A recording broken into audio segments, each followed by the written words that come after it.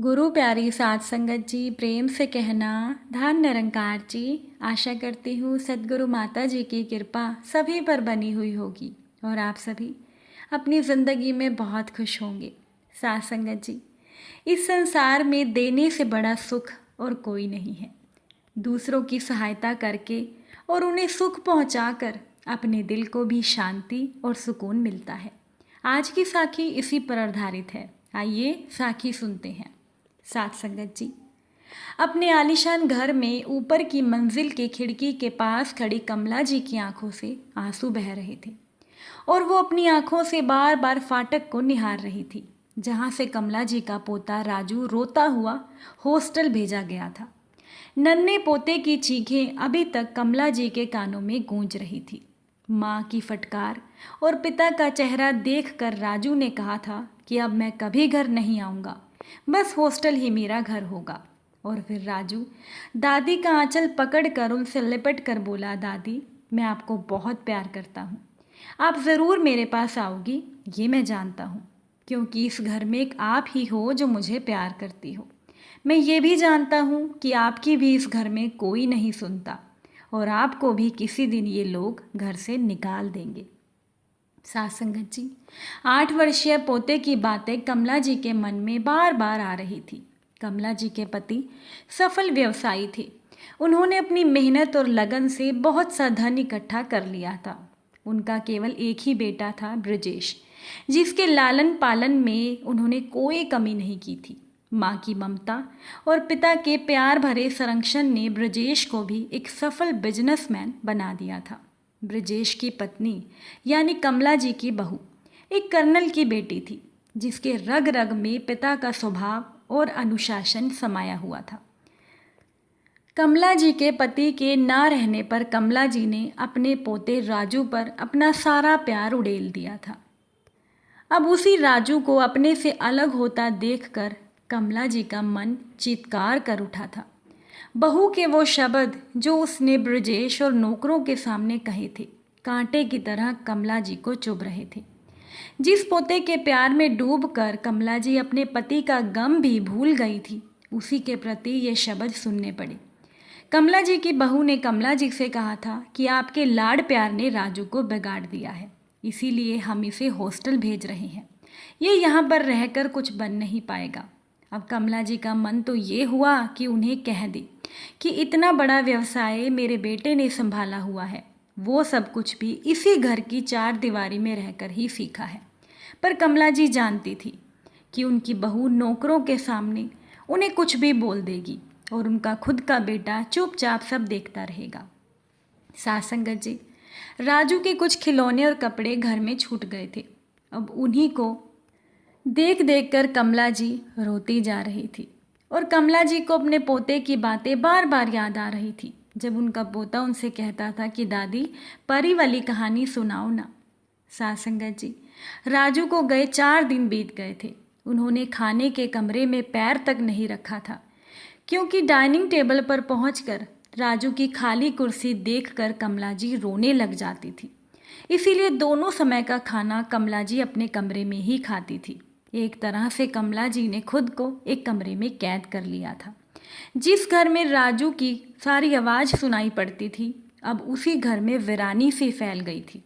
कमला जी का बेटा और बहू दोनों ही ऑफिस चले जाते थे। अब तो घर की दीवारें ही कमला जी की साथी बनकर रह गई थी। राजू के जाने के बाद से घर में चुप्पी छाई हुई थी। ऐसा लगता था इस शांति के बाद कुछ अनहोनी होने वाली है। साथ संगत जी, एक दिन कमला जी बाहर निकली, उनकी आंखें फाटक पर अटक गई। अभी वो अपने आप को संतुलित करने की कोशिश कर ही रही थी कि उनकी बहू की आवाज़ उन्हें सुनाई पड़ी। बहू कह रही थी कि मैं उनसे ये कहने नहीं जाऊंगी, वैसे भी मेरी कोई बात उन्हें अच्छी नहीं लगती। तुम मम्मी जी के चहेते हो, हमने जो तय किया है तुम ही जाकर उनको बोल दो। कमला जी समझ नहीं सकी कि उनका बेटा और बहू किस विषय पर बात कर रहे हैं। फिर उन्होंने सोचा कि 1-2 दिन में तो पता चल ही जाएगा। अगले दिन कमला जी का बेटा उनके कमरे में आया। कमला जी को लगा कि उन्हें दुखी देखकर शायद वो राजू को लेने जा रहा है और यही खुशखबरी सुनाने वो आया होगा। अब कमला जी के बेटे ब्रजेश ने उनसे आंखें चुराते हुए कहा कि माँ, मैं देख रहा हूँ, राजू के जाने के बाद तुम बहुत अकेलापन महसूस कर रही हो। मैं और तुम्हारी बहू ऑफिस चले जाते हैं और इधर मेरे बाहर जाने का कार्यक्रम भी बहुत बढ़ गया है। तुम्हारी बहू भी व्यवसाय में मेरी बहुत मदद करती है। कभी कभी तो हम दोनों को बाहर जाना पड़ सकता है। ऐसे में तुम्हारी देखभाल करने वाला कोई नहीं होगा। इसीलिए हमने सोचा है कि तुम्हें वृद्ध आश्रम में भेज दें। वहाँ तुम्हारी देखभाल भी हो जाएगी और मन भी लग जाएगा। तुम्हारी सुख सुविधा का सारा प्रबंध हम कर देंगे। पैसे की तो कोई चिंता ही नहीं है, वैसे भी सब कुछ तुम्हारा ही है। फिर हंसते हुए ब्रजेश ने कहा कि हम दोनों तो देख रेख के लिए तुम्हारे मैनेजर ही हैं। अब कमला जी पागलों की तरह अपने बेटे का मुंह देख रही थी। थोड़ी देर के लिए उन्हें लगा कि जैसे उनका शरीर का सारा खून किसी ने खींच लिया हो, पर जल्दी ही उनका स्वाभिमान जाग उठा। उन्होंने कहा, ठीक है बेटा, अगर तुम दोनों ने सोचा है तो ठीक ही सोचा होगा। वैसे भी इस घर में मेरी कोई ज़रूरत नहीं है। थोड़ी देर बाद ब्रजेश ने कहा कि माँ, इसी शहर में एक वृद्धाश्रम खुला हुआ है। वहाँ सुख सुविधा का सारा इंतज़ाम है। बड़े बड़े लोग इसे मन लगाने का स्थान समझकर वहाँ रह रहे हैं। वैसे भी जब तुम्हारा मन वृद्धाश्रम में नहीं लगेगा तो तुम घर वापस आ जाना, तुम्हारा घर तो है ही।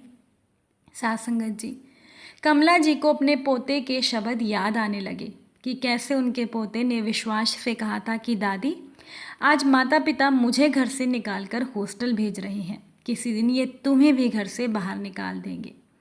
पोते की भविष्यवाणी सचमुच सत्य साबित हो गई। अब कमला जी ने अभिमान से सिर उठाकर कहा, मैं तैयार हूँ। तुमने सभी इंतज़ाम पहले से कर लिया होगा। वैसे भी यहाँ रुकने का कोई मतलब नहीं है। मैं भी चाहती हूँ कि मैं अपनी जिम्मेदारी से तुम दोनों को मुक्त कर दूँ। अब ब्रजेश, कमला जी का बेटा, उनसे आंखें ना मिला सका। चलते चलते बोला, माँ, इतनी भी क्या जल्दी है, 2-4 दिन बाद चली जाना। कमला जी ने कहा, मैं 2 घंटे बाद चली जाऊंगी और ड्राइवर को जगह बता देना। लगभग 60 सालों तक सुखी जीवन जीते हुए कमला जी ने कभी सोचा ही नहीं था कि उनके जीवन में ये पल भी आएगा। जीवन के 2 पहलू होते हैं, ये कमला जी को अब पता लगा। अपने खून से सींची औलादें भी पराई हो सकती हैं, ये भी उन्हें आज ही पता लगा। अब उनके अंतर मन से आवाज आई कि मैं तो तन से स्वस्थ और धन से परिपूर्ण होते हुए भी इतनी सी चोट से घबरा गई हूँ, पर उन वृद्धों की क्या मनोस्थिति होगी जो तन मन धन तीनों से वंचित हैं। अब कमला जी को अपना दुख ना के बराबर लगने लगा। कमला जी ने विश्वास के साथ एक नया रास्ता चुन लिया था। चेकबुक और अपना ज़रूरी सामान उन्होंने सूटकेस में रखा और बिना अपने बेटे और बहू की तरफ देखे वो गाड़ी में बैठ गई। साथ संगत जी, वृद्धाश्रम शहर से दूर एक एकांत जगह पर था। चारों तरफ हरियाली से घिरा हुआ वो भवन मन को शांति देने वाला था। अंदर जाकर उन्होंने देखा कि जीवन की सभी आवश्यकताओं का सामान वहाँ उपलब्ध है। जिसने भी बनवाया होगा बहुत सोच समझकर ही बनवाया होगा। अभी वो वृद्धाश्रम नया नया ही बना था, इसी कारण वहाँ केवल 10 या 12 स्त्री पुरुष ही थे और सभी वृद्धों के चेहरे पर उनके अतीत की छाया मंडरा रही थी। साथ संगत जी, कमला जी ने मुस्कुराते हुए सभी से अभिवादन किया और उनके मुस्कुराते हुए चेहरे को देखकर सभी वृद्ध हैरान रह गए। सभी वृद्ध समृद्ध परिवारों से थे, पैसे की उनके पास कोई कमी नहीं थी, पर सभी वृद्ध अपमान सहते सहते टूट चुके थे। कमला जी उनके पास बैठकर बोली, देखिए, अगर मैं आपको कुछ कहूँ और उससे आपको पीड़ा पहुँचे तो इसके लिए मैं माफ़ी चाहती हूँ। मैं इसी शहर के सफल बिजनेसमैन प्रताप सिंह की पत्नी कमला हूँ। 8 साल पहले पति की मृत्यु हो चुकी है और मैं अपने बेटे ब्रजेश के साथ रहती हूँ। आप सबकी तरह मुझे भी घर का फालतू प्राणी समझकर यहाँ भेज दिया गया है। थोड़ी देर के लिए मैं भी बहुत मायूस हो गई थी, पर जब मैंने सोचा कि मेरे पास तो धन भी है और स्वास्थ्य भी है, पर उन वृद्धों की क्या स्थिति होगी जो तन मन धन तीनों से वंचित हैं, तो मैंने ये महसूस करते ही अपने अंदर एक उत्साह को जागृत कर लिया। फिर मुझे ये अपमान न लगकर वरदान लगा, क्योंकि हम सबको प्रकृति के प्रति कृतज्ञता प्रकट करनी चाहिए। हमारे पास कुछ तो है जिसका हम उपयोग कर सकते हैं। कमला जी ने कहा कि हमें ये नहीं दिखाना हम टूट चुके हैं। जीवन में यही समय है जब हम खाली हैं तो कुछ अच्छा काम हम कर सकते हैं। आप सबके पास दौलत की कमी नहीं है और ये सभी दौलत आपने अपनी मेहनत से इकट्ठी की है। अब इसे उपयोग में लाने का आप सबको पूरा हक है। अपने बच्चों के लिए तो हर कोई करता है, पर किसी ने जीवन के अंतिम पड़ाव पर खड़े उन वृद्धों के बारे में सोचा है जो तिल तिल कर मर रहे हैं, जिनके पास पैसा नहीं है। जिनके पास पैसा नहीं है उन वृद्धों की ज़िंदगी बहुत बदतर हो गई है। जब उनकी खुद की औलाद ही उनका साथ नहीं दे सकती तो ऐसे में हम उनके लिए कुछ कर सकते हैं। साथ संगत जी, कमला जी ने सभी वृद्धों को आगे कहा कि अगर हमने एक दुखी को अंत समय में शांति और सुख दे दिया तो इससे बड़ा नेक काम और क्या हो सकता है। देने से बड़ा सुख और कोई नहीं है। मैंने अपने बेटे को इस योग्य बना दिया है कि वो खुद कमा सकता है और अब मैं अपनी सारी संपत्ति उन वृद्धों पर खर्च करूंगी जो इस वृद्धाश्रम में पैसे के कारण नहीं आ सकते। हम उनसे वही काम करवाएंगे जिनमें उनकी रुचि होगी, ताकि वो अपने आप को दूसरों पर भार ना समझकर हीन भावना से ग्रस्त ना हो। सासंगत जी, कमला जी ने कहा, हम अपने पैसे से दुत्कारे हुए वृद्धों को नया जीवन दे सके तो सभी को खुशी होगी। सासंगत जी, कमला जी की बात को सुनकर पूरा हॉल तालियों से गूंज उठा। अब तक खाली बैठे बैठे उन सभी वृद्धों की आंखों के आगे उनका अतीत आ रहा था कि जब उन्हें भी फालतू प्राणी समझकर उनका अपमान किया जाता था, पर अब उन सभी वृद्धों को अपने अस्तित्व की शक्ति का आभास हुआ था। सभी बारी बारी से बोल उठे, हमारी बड़ी बड़ी कोठियाँ हैं, उन्हें हम वृद्धों का निवास स्थान बना देंगे और वहाँ पर जाति पाति का कोई भेदभाव नहीं होगा। कमला जी की आंखें नम हो गई। उन्हें लगा कि जो हम सफ़र इतने पास आ जाते हैं उन्हें फिर एक दूसरे को अपनी बात समझानी नहीं पड़ती। दूसरे दिन कमला जी ने सभी वृद्धों से अपने पोते की भविष्यवाणी के बारे में बताया और ये भी कहा कि वो उसकी पसंद की चीज़ें लेकर अक्सर हॉस्टल में उससे मिलने जाया करेगी। रविवार के दिन उन्होंने राजू की पसंद की ढेर सारी चीज़ें खरीदी ताकि राजू अपने दोस्तों को भी दे सके। हॉस्टल पहुंचते ही राजू उनसे लिपट कर बोला, दादी, मैं जानता था तुम मुझसे मिलने ज़रूर आओगी। उसने अपने दोस्तों से भी कहा, ये मेरी प्यारी दादी है। कमला ने सभी बच्चों में सामान बांटा और कई घंटे उनके साथ व्यतीत करने के बाद ये कहकर वहाँ से लौट पड़ी कि वो हॉस्टल में आती रहेंगी। सासंगत जी, राजू ने अपनी दादी से पूछा, दादी, घर पर सब ठीक तो है ना? दादी ने मुस्कुराते हुए कहा कि मैं घर नहीं रहती, मैं एक वृद्धाश्रम में रहती हूँ। राजू चीख कर बोला, मैं समझ गया हूँ, उन लोगों ने आपको भी घर से निकाल दिया है। तब उस पर कमला जी ने कहा कि राजू, वहाँ तेरे बिना मेरा मन नहीं लगता था, इस कारण तेरे माता पिता ने मुझे आश्रम भेज दिया। राजू ने कहा, दादी, मैं सब समझता हूँ, वो हम दोनों को प्यार ही नहीं करते, इसी कारण उन्होंने हमें घर से निकाल दिया। कमला जी ने प्यार से राजू को चूमते हुए कहा, बेटे, माता पिता के लिए ऐसी बातें नहीं सोचनी चाहिए। वो जो भी कर रहे हैं तुम्हारे भविष्य को अच्छा बनाने के लिए कर रहे हैं। हॉस्टल में बच्चों के साथ तुम्हारा मन लग जाएगा, इसीलिए तुम्हें यहाँ भेजा है। राजू ने अविश्वास से दादी की तरफ देखकर कहा कि दादी, आप कहती हो तो मैं मान लेता हूँ। फिर मासूमियत से बोला, दादी, अपने घर में मुझे कब ले चलोगी? कमला जी की आंखों में आंसू आ गए, जिन आंसुओं को कमला जी ने बड़ी मुश्किल से समेट कर रखा था। कमला जी ने कहा, बेटे, हमारे घर में सभी बूढ़े लोग हैं, वहाँ तो तुम्हारा मन ही नहीं लगेगा, मैं ही तुम्हारे पास आती रहूँगी। वृद्धाश्रम लौटने पर बहुत देर तक कमला जी का मन बहुत उदास रहा, लेकिन फिर उन्हें अंदर से आवाज़ आई कि तुझे भावुकता में बहकर अपने लक्ष्य को नहीं भूलना। तेरा लक्ष्य तेरे सामने है, इस समय तेरे हाथ सहायता के लिए तैयार है और तेरे साथ साथ बाकी के सभी वृद्ध भी उन सभी वृद्धों की सहायता करने को तैयार हैं जो बेचारे अपमान सह रहे हैं। अगले दिन कमला जी ने आश्रम के वृद्धों से कहा कि आप लोगों के पास जो भी घर हैं, अगर आप खुशी खुशी उन्हें वृद्धाश्रम बनाने के लिए दे सकें तो जो खर्चा हम इस वृद्धाश्रम पर कर रहे हैं वही हम अपने आश्रम पर खर्च कर सकेंगे। हम सभी मिलकर उन्हें आवश्यक सामान से सुसज्जित कर कई वृद्धाश्रम बना देंगे। मेरे पास तो जितनी संपत्ति है मैं वृद्धाश्रम को दे रही हूँ। ये सही है कि इस उम्र में हम थक सकते हैं, पर जिस उत्साह से हम काम करेंगे उससे किसी को थकावट महसूस नहीं होगी।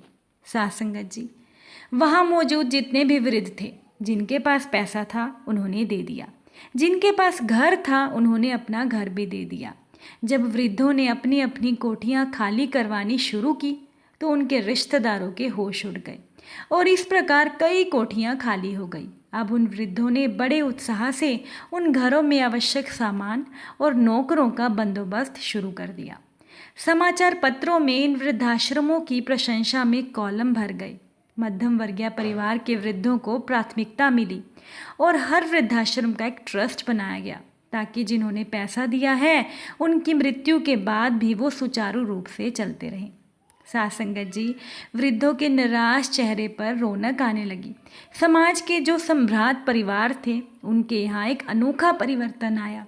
परिवार की युवा पीढ़ी जहाँ सतर्क हुई, वहीं वृद्धों के प्रति उनके व्यवहार में भी परिवर्तन आया और सभी वृद्धों की देखभाल करने लगे। साथ संगत जी, कमला और दूसरे वृद्धों जिन्होंने इन आश्रमों को बनवाने में अपना सहयोग दिया था, उनकी देखा रेखी में बहुत से रईस लोगों ने भी अपना पैसा और सहयोग देना शुरू कर दिया, क्योंकि वे स्वजनों के व्यवहार परिवर्तन के इस छलावे को समझ चुके थे और किसी न किसी रूप में इन वृद्धाश्रमों से संपर्क बनाने की कोशिश में लग गए थे। साथ संगत जी, एक तरफ वाहवाही की चाह थी तो दूसरी ओर परोपकार की भावना जोर मार रही थी। हृदय के किसी कोने में प्रतिकार भी था। कमला जी वृद्धाश्रम के कमरों में बैठी विचारों में मगन थी। उनके चेहरे पर वेदना और शांति के भावों का मिश्रण था। अब उन्होंने जाना था कि कांटों की शैया पर सोया प्राणी ही कुछ करने की क्षमता रखता है। अब जिस अच्छे काम को करने का कमला जी ने बीड़ा उठाया था, उसको प्रेरणा देने वाला उनके बेटा और बहू का व्यवहार ही था। ना वो उनसे ऐसा व्यवहार करते और ना ही कमला जी वृद्धाश्रम में आकर बाकी वृद्धों के बारे में कुछ सोचते। साथ संगत जी, कमला जी ने महसूस किया कि इस संसार में देने से बड़ा सुख और कोई नहीं है। दूसरों की सहायता करके और उन्हें सुख पहुंचाकर अपने दिल को कितनी शांति और सुकून मिलता है, ये उन्होंने जीवन में पा लिया था और जीवन का सबसे बड़ा सुख अब कमला जी को मिल गया था। इसीलिए साथ संगत जी, अगर ज़िंदगी में कभी भी मौका मिले तो दूसरों की सहायता करनी चाहिए। इससे अपने मन को बहुत सुकून मिलता है। साथ संगत जी, प्यार से कहना, धन्य निरंकार जी।